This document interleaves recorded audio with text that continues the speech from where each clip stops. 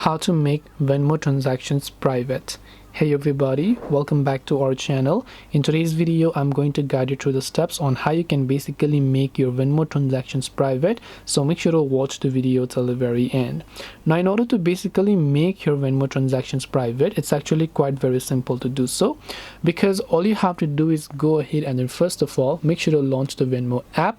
Then maybe you're trying to send the money to a friend or family or public. Once you select that particular person over there, what you have to do is just make sure to select the username, and once you've done that, on the next page it will ask you who can see this, right? So you can set this to public, friends, or you can set this to private.